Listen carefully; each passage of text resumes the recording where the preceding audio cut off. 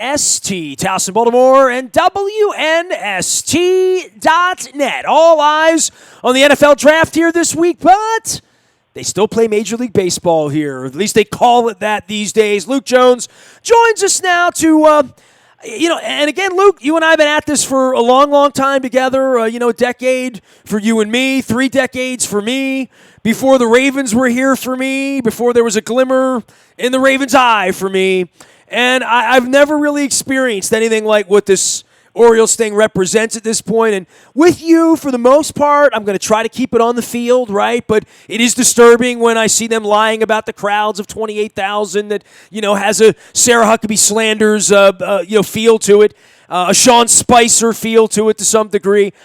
Look, man, we're in April. The season's over before it began. We all sort of knew that. Now there's a why and a how and a May the 4th bobblehead promotion or whatever the hell it is. I won't be there. And then there's like the Padres showing up in D.C. this weekend and me saying, maybe I can make the 4 o'clock game down there, put my Tony Gwynn jersey on. Maybe, I don't know.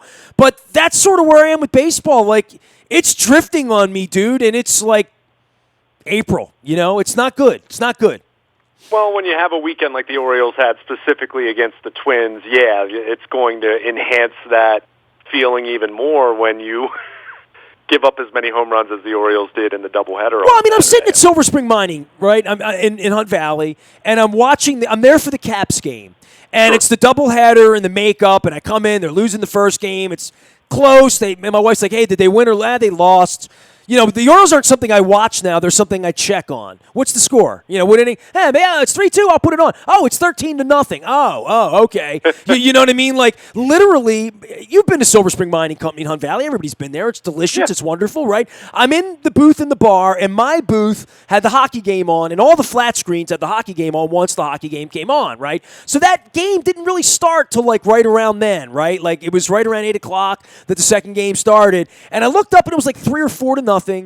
And a guy got up from 2 booths away, and I really couldn't watch the Oriole game because I was watching the hockey game. And hockey's kind of a full-on thing, Like, you can put your eye on the baseball game when there's a commercial or whatever, or when Pierre is on or whatever. And a guy came by with his family who knew who I was, and, they're leaving. They'd had dinner. They really weren't there for me, but they were saying hello. And he came by, I'm like, what's the Orioles score? And he just shook his head. He just lowered his head, Luke, and he went, ugh. And I'm like, oh, come on, it was 4-0. That was 10 minutes ago. How bad can it be? And I took my head and I looked into the booth, and I turned back and I looked at my wife and I'm like, Jen, it's 13-0. She's like, you're making that up. I'm like, how could they score 9 runs that fast? I don't know. I still don't know what happened, but it happened between 18 minutes in the hockey game and 12 minutes in the hockey game, they gave up 9 runs. I couldn't believe it. Well, that's what happens when you give up the long ball, right? I mean, yeah. What the hell happened? Full disclosure, I wasn't at the ballpark on Saturday for the doubleheader. I had a family thing in advance that I had scheduled out. But, yeah, Alex Cobb was just awful. And, I mean, the reality is he's pitched very little over the last month because of his health issues, back, groin, and he was completely uncompetitive, not competitive, however you want to describe it. And Mr. Angelos were still in the control of the ball club last year. Our medical physicians, our highly trained medical physicians, would have seen to it that we didn't make a mistake like we did with that Xavier kid a couple decades ago. So we stopped making those mistakes, and I let John and Lou take over, and these are the things that happen when you're not managing profits and losses, Luke. This is what happens. So, I don't know, man. I mean, nobody else wanted him, right? I don't know what to say. I mean, I felt good about Alex Cobb when I'm not going to say that about Ubaldo Jimenez because I did not, right? Yeah. And I'm on record, bro. I mean, that's the thing about me. I can run, I can hide, but Twitter's out there. How we felt the day they did whatever they did and where you put your mind with Chris Davis or any of this. The Cobb thing to me, I know it was last ditch, and I like them doing that better than tanking right now. I like that better than not trying. It felt to me like that was them trying 15 months ago, and now it's just sort of like, oh boy. But the whole thing's an oh boy. And look, I mean, what he did on Saturday is one thing. I think I mean, you look at what Alex Cobb's Orioles career has been. Think about it. He signed at the very end of spring training. It was obvious in the first half last year that he needed a full spring training, and there have been other guys who have signed late. That's why I think there's such a diminishing return factor now with Dallas Keuchel still being out there as a free agent. Even him, who's as accomplished as he's been in his career. But with Alex Cobb, he was awful in the first half last year. Second half of the season, he had a 2.5 ERA. So he looked more like Alex Cobb, and the Orioles were hopeful, even with the understanding of a rebuild and that they're not going to be competitive this year, and they're going to lose, somewhere upwards of 100 games, that there was a thought that Alex Cobb would still provide some value in terms of you still need some veteran pitchers to manage and maneuver your way through a season. You need them to eat innings. And he's a guy who's considered to be a good influence in the clubhouse, good veteran presence, has had a good influence on some of these other young pitchers who are trying to find their way.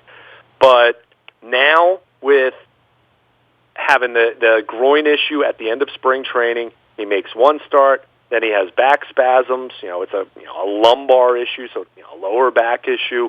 And he comes back, and certainly you can second-guess and say, well, maybe they should have given this guy a minor league start, considering he's barely pitched over the last month.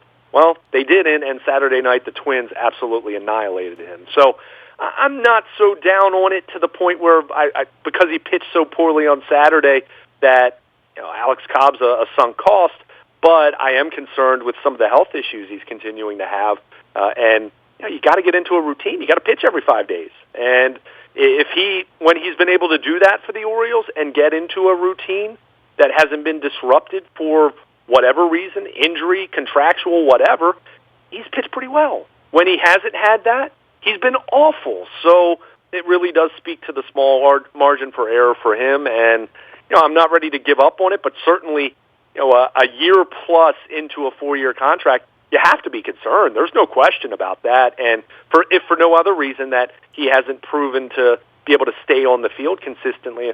Yeah, I mean, if he's 4-7 with a 3.9 ERA at the break, maybe somebody wants him. Maybe the Mariners want somebody, right? I mean, there's none of that going on now, right? No one's taking this on. I still think even if he's pitching well, having 2 more years left on the deal, I mean, you just know the reality of what we're seeing in free agency and how we're seeing older players valued. Alex Cobb would have to be incredible for anyone to want him at this point. Now, a year from now, and he's pitching like that, then we can talk. Then I think it becomes a much more relevant talking point as far as the possibility.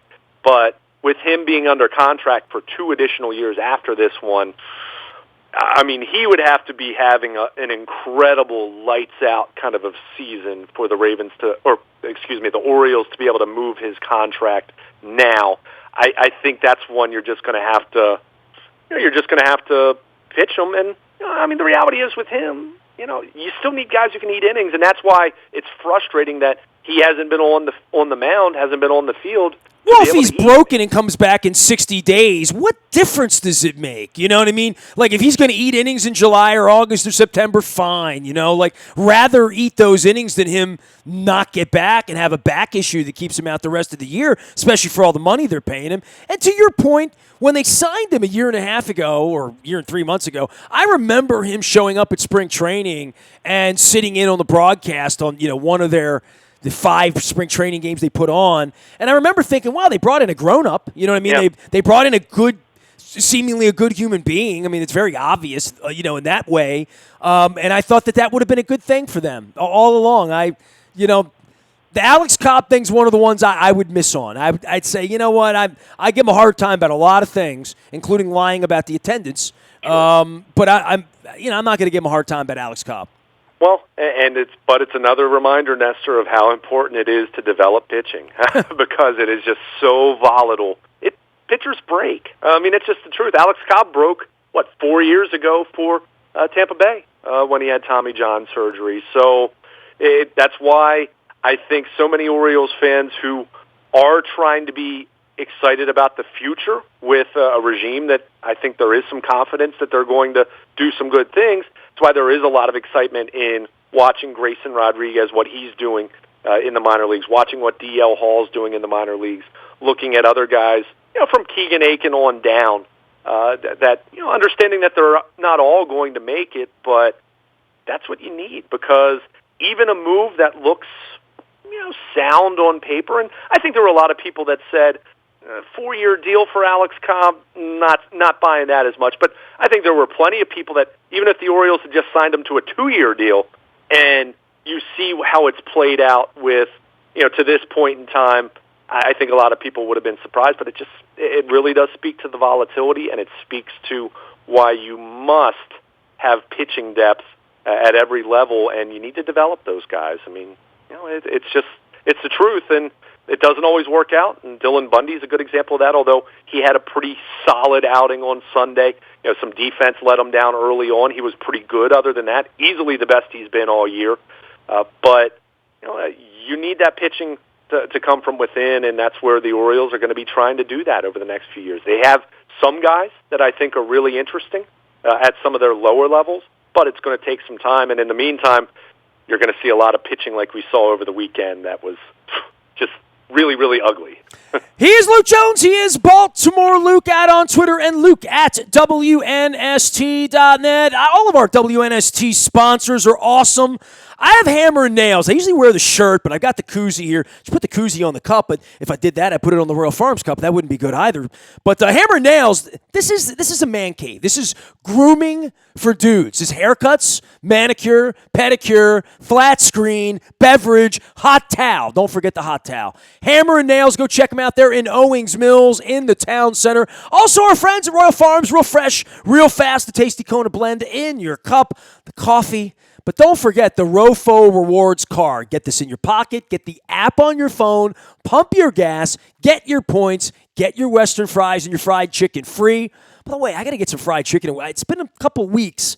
I did get Western fries, and I got them with gravy. I've been telling this story. I didn't know they had gravy. Then I found out they had gravy. The only thing better than the Western fries with the gravy. How about that? Royal Farms, my wife gets the fish food Ben & Jerry's from time to time. And, of course, all made better with the ROFO Rewards card. So make sure you're doing that. Everybody's gassing up at ROFO. There's one right around the corner from you.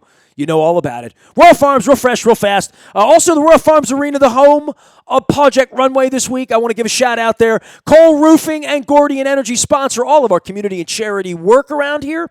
And nothing more important than animals. We love animals. We love our cat. We love Nala. And we always support anything we could do from Barks or from the Baltimore Humane Society. And, of course, this is Project Runway down at the ROFO Arena. Good work by Frank Remish. If you see Frank Remish, let him know Nestor gives him a big kiss and a hug. So if you see Frank Remish, say hello to him down there at the Royal Farms Arena. Good work there this week with giving the animals the love. All right, Luke. I want you to take a little moment here and tell everybody about your weekend with your mom and Cher up in Philadelphia. And the reason I want to do this is because you went to a place I still have never been. I have never been up the steps at the Rocky thing. I have never been into the museum. I have talked about going up. My son and I have talked about going up since he was 5 years old. My wife and I have talked about going up. I took the man who saved my wife's life to Philadelphia a year and a half, 2 years ago, whatever it was, up to Philadelphia. We took pictures on the steps, but we didn't go up. So I just want to get a little report because at some point I'm going to go to Philly. I want to go see Tommy Conwell and the Young Rumblers on Saturday night at the Ardmore in Philadelphia. But at some point, I'm going to go up there and do this. And it's one of those sort of like weird little bucket list things that I'm going to get done. And I don't know why or when, but you did it over the weekend, so I want an update. That's all. Well, I didn't do that, though, because that's at the Philadelphia Museum. You went to the Franklin Museum. I was at the Franklin Institute, which isn't terribly far away. But now, I went there like 25 years ago with Barry. There's a planetarium there, right? Yeah, absolutely. All right, so I went there when Barry was, Barry's 34. He's your age, Right. I went there when Curt Schilling pitched for the Phillies. How about that? So, okay. 94, 95, 96, literally. Right. So I went to the Franklin Institute, and specifically for the Marvel exhibit that they had there, Marvel Comics, of course. Endgame is coming out. I'm going to get a little nerdy on you here because I am a big comic book superhero kind of guy. Not as much comic books, but I love the superheroes. And Steve Jeppy's tuning in right now. He has everything. He wants to hear everything you have to say. So. The Marvel Cinematic Universe has been something that's just been It's captivated so many people, whether you were an old-school hardcore comic book fan growing up or whether you're someone like me that, hey, just kind of like Spider-Man and kind of like Thor and the Incredible Hulk. Dude, I'm on the exhibit right now here. Join us to celebrate East Coast premiere of Marvel Universe of Superheroes. Take superhero selfies with life-size statue of Marvel characters. Yeah. So Marvel characters, like, that's Spider-Man, right? When I think about that. Spider-Man, Iron Man, the Incredible Hulk, Captain Thor, America? and many, many others. Captain America, right. Okay, fair enough. So they had an exhibit there. And you know what? It actually reminded me somewhat of the Pink Floyd exhibit that we saw in London, if you recall. So I did the David Bowie exhibit up in New York, literally the last day, the last hours of the exhibit.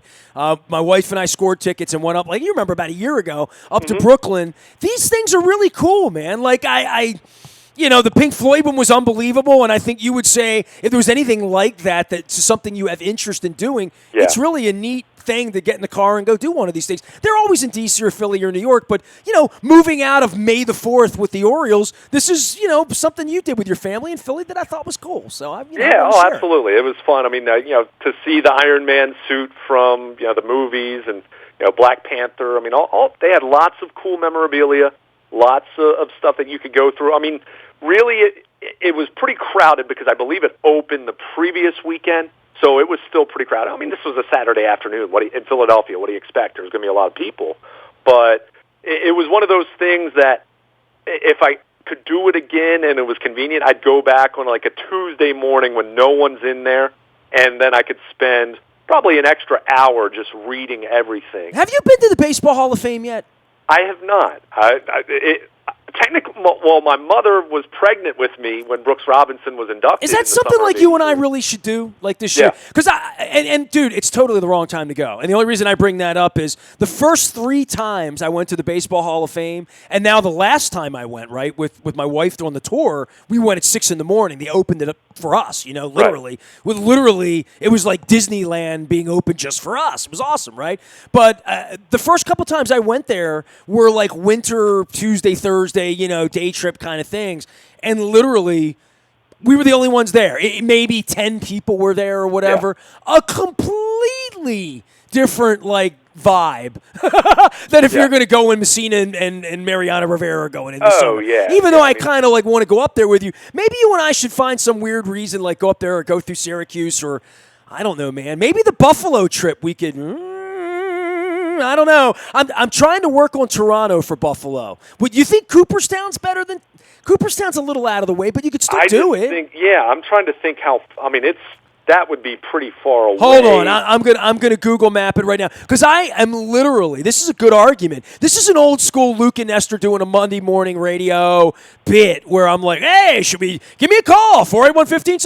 Yeah, you're talking about a 4-hour drive in between those. Hold on here. I'm looking it up. Cooperstown is kind of in between Syracuse and Albany. It's east. Yeah, it's way east. Yeah, it's too far east. It's too far east. It would just unless you decided you're going to do that first. I mean, it's way east. Yeah. See, I thought every time I go to Cooperstown, it's like you drive to hell and then you make a left turn and you look for deer. And you avoid the lakes. Everything in New York outside of New York City, we always think it's just, it's like right next to that. But no.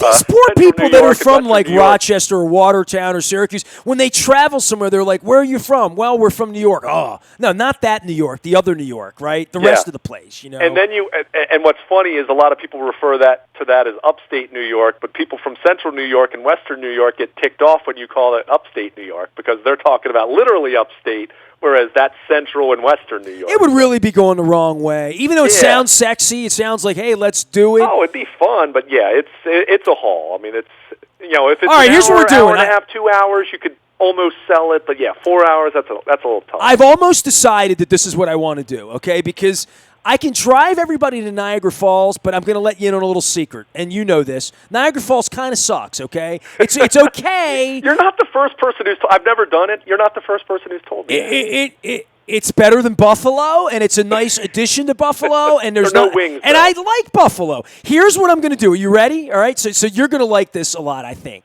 because you're subjected now to going because like you cover the team with me, and if I say get on the bus, what are you going to say? Like, okay, let's go have some fun, So at least I hope you're going to have fun.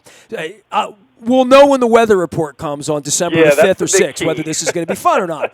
Whether we can even get there. Here's what I'm doing, all right? So Friday morning, I want to push the bus at like 6 in the morning, and I want to go to Buffalo, okay? Get out at the Anchor Bar and have lunch there. Have wings at the Anchor Bar for lunch on Friday, thinking we would get there sometime around noon, right? Right. Hour and a half, stretch our legs, get some wings, have a couple of beers, get back on the bus, boom, get past the border, right? Everybody's going to need a passport. Mm-hmm. We go up to Toronto. We get to Toronto 2, 3, 4, like that, right? It's an hour and a half, kind of, sort of. Get into Toronto, chill out, check in. People can, if the Maple Leafs are home, you can go. If not, you can go to dinner. You can go to a show. It's Toronto. It's nice. There's all sorts of things you can do in Toronto. It's sort of New York-y, you know what I mean? So on Friday night, you can hang out in Toronto. I don't know how late the Hockey Hall of Fame is open. I'm going to try to do that Saturday morning. Mm-hmm. Like, give everybody Saturday morning, and if they want to do the Hockey Hall of Fame, we'll be staying close enough that you can do that. We'll push the bus around like 1. You know what I mean? Then we'll go to Niagara Falls. You know what I'm saying? So we go to Niagara Falls. We get there. We can do the Canadian side of the falls, get out, and then cross the border and check into our hotel, do dinner on the American side, right? And then on the morning, go down to the game. After the game, we come home. What do you think? That sounds good. That sounds like a nice little itinerary. You like that? I've worked this out. Like I said, you're just at the mercy of the snow. But everybody needs a passport. And you know what my wife said? You know what, dude?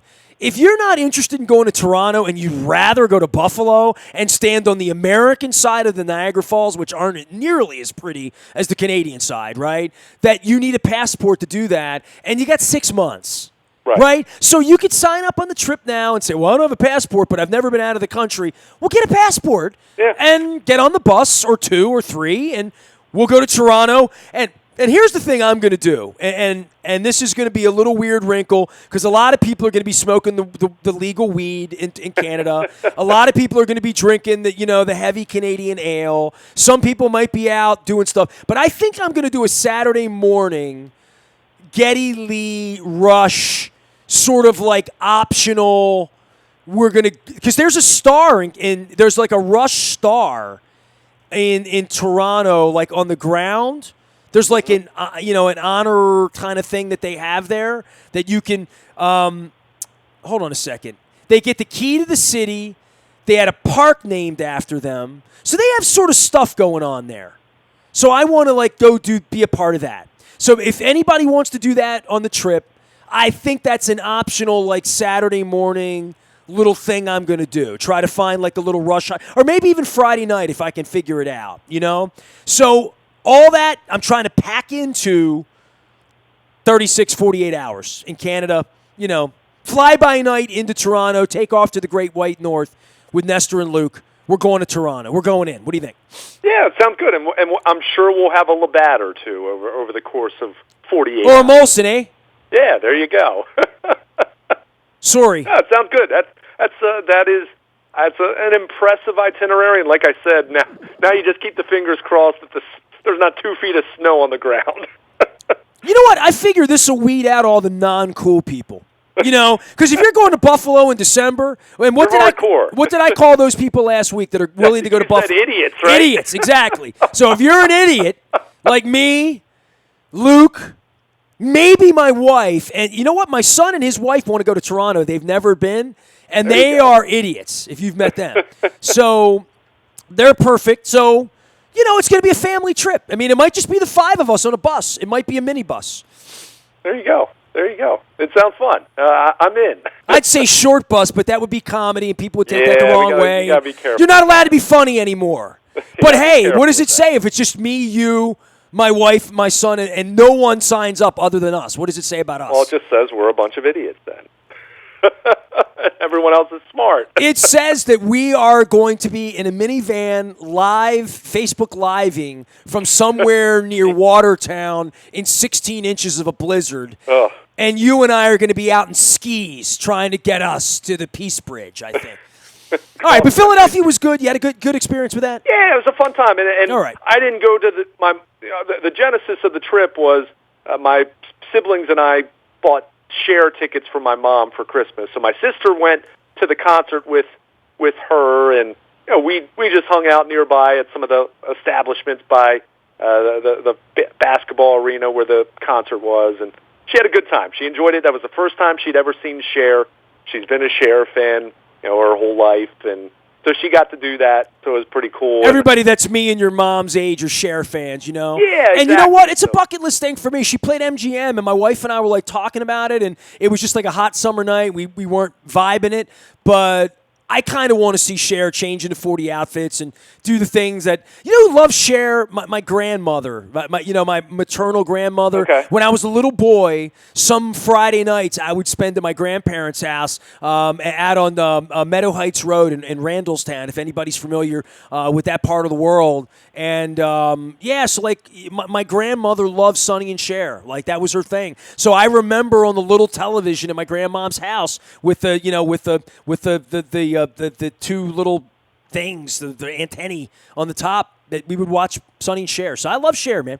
Very cool. And and on that note, from what I understand, I think they're adding another show in Philadelphia toward the end of her tour. So okay, I'm looking at it. Keep that in mind if you do want to see her.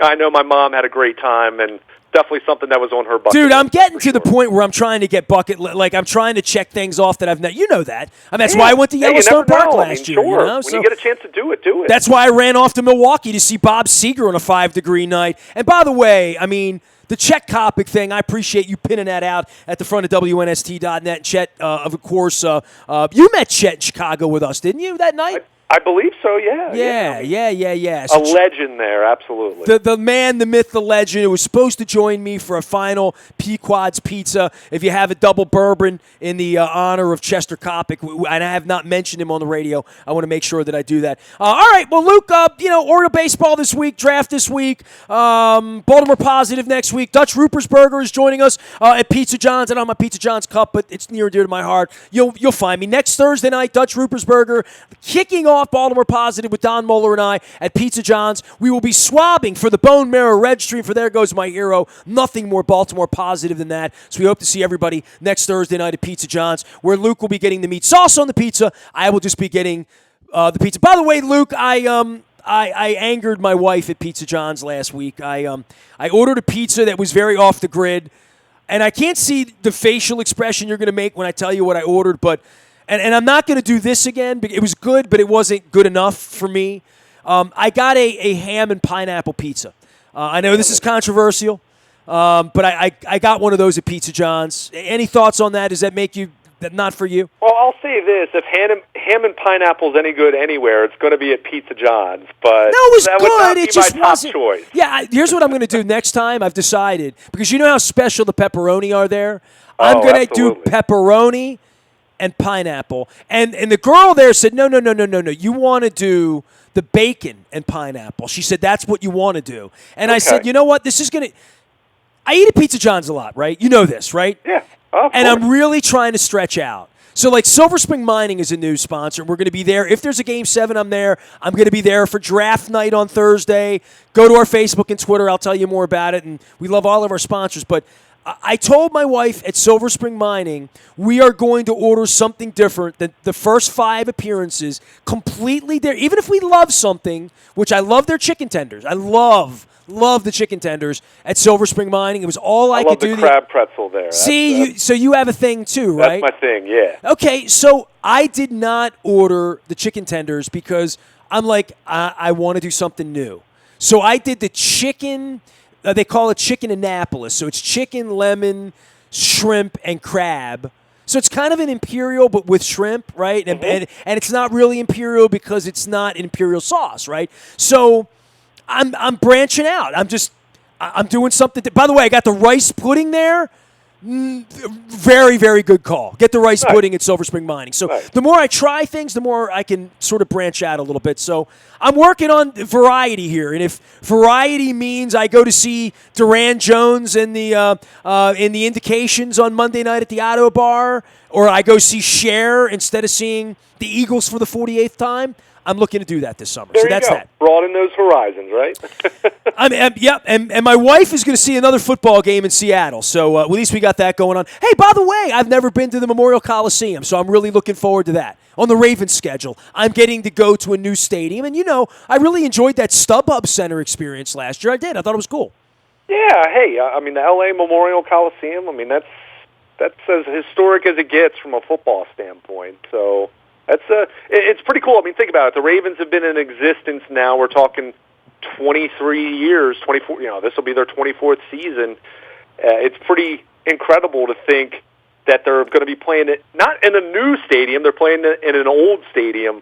But that's pretty neat. So I peed in the parking lot there during Springsteen at the Sports Arena, which now when we get there, the Sports Arena has been leveled. It's gone. Right. So that's now a parking lot. So times change. We'll light the Olympic torch on the 25th of November. That is Thanksgiving weekend, so we'll be doing that. But Ravens road trips, Buffalo, Toronto, Niagara Falls, and Pittsburgh. Those are going to be our Ravens road trips up and back for Pittsburgh in October. Go to the website. I'll get those up. If you need information, email me, nasty@wnst.net. Luke will be monitoring all things Orioles this week, as well as getting you ready for the draft on Thursday at the Castle. Nasty@wnst.net finds me. Luke at wnst.net finds him. Facebook, Twitter, LinkedIn, Snapchat, Instagram, streaming live on the buyatoyota.com audio vault 24 hours a day from anywhere in the world. Kids call it podcasting. That means you can listen to what you want, when you want, how you want, where you want, with your little earbuds in your car. Nasty, you can't get your signal no more after dark. The buyatoyota.com audio vault solves that. I am Nestor. We are WNST.net, AM 1570 and WNST, Towson, Baltimore, and we never stop talking Baltimore sports.